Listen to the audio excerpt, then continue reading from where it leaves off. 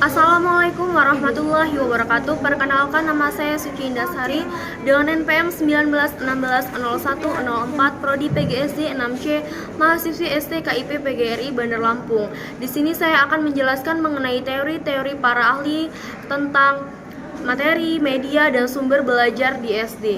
Yang pertama, saya akan menjelaskan mengenai teori menurut para ahli tentang pengembangan materi pembelajaran. Menurut Hilda Taba pada tahun 1962, bahasa atau materi pelajaran dapat digolongkan menjadi 4 tingkatan. Yang pertama yaitu ada fakta khusus, ide-ide pokok, konsep, dan sistem berpikir. Menurut Merrill, dalam Wina Sanjaya 2011 membedakan isi atau materi pelajaran menjadi kognitif atas 4 macam, yaitu ada fakta, konsep, prosedur, prinsip menurut Wina Sanjaya pada tahun 2011. Ada beberapa teknik yang perlu diperhatikan dalam mengemas isi menjadi bahan ajar. Yang pertama ada kesesuaian dengan tujuan yang ingin dicapai, kemudian kesederhanaannya, kemudian yang ketiga unsur-unsur desain pesan, selanjutnya ada pengorganisasian bahan, dan yang terakhir yaitu petunjuk cara pengguna. Selanjutnya yang kedua yaitu ada teori menurut para ahli tentang pengembangan media pembelajaran. Menurut Sigit pada tahun 2008, media pembelajaran hanya meliputi media elektronik yang kompleks, tetapi juga membentuk sederhana seperti slide, foto, diagram buatan guru atau objek nyata dan gunjangan keluar kelas. Selanjutnya yang kedua ada menurut Sumiati pada tahun 2008, dalam pembelajaran dengan menggunakan kata-kata, dengan demikian dapat kita harapkan hasil pengalaman belajar lebih berarti bagi siswa. Sumiati pada tahun 2008 juga menjelaskan mengenai media pembelajaran dapat memberikan manfaat antara lain. Yang pertama yaitu ada memperjelas pesan agar tidak terlalu verbalitas, kemudian yang kedua ada mengatasi keterbatasan ruang, waktu, tenaga, dan daya indera.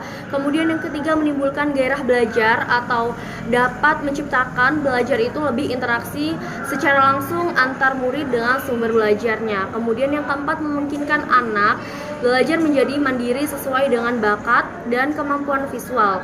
Yang kelima yaitu memberikan rangsangan yang sama, mempersamakan pengalaman dan menimbulkan persensi dalam pembelajarannya.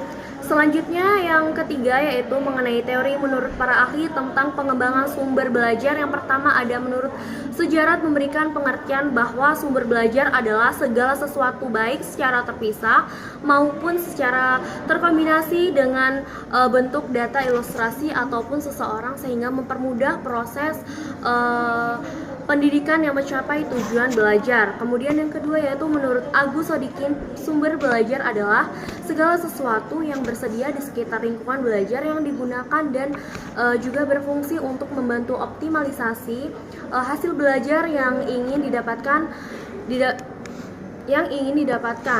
Selanjutnya ada menurut Ahmad Rohani dan Abu Ahmadi, sumber belajar adalah segala sesuatu yang dipergunakan untuk kepentingan proses pengajar, baik secara langsung maupun tidak langsung. Jadi sumber belajar itu merupakan salah satu komponen dalam kegiatan belajar yang memungkinkan individu memperoleh pengetahuan belajar, memberikan pengalaman belajar tanpa sumber belajar. Maka tidak dapat terlaksanakan proses belajar dengan baik. 2014 pada bukunya halaman 18. Selanjutnya yang terakhir yaitu menurut Sisi Wijaya dan A. Tabrani Risyah memberikan sumber belajar adalah lingkungan yang dimanfaatkan oleh lembaga pendidikan sebagai sumber pendidikan.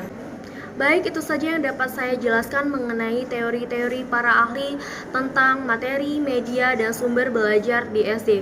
Kurang lebihnya saya mohon maaf, saya akhiri. Wassalamualaikum warahmatullahi wabarakatuh.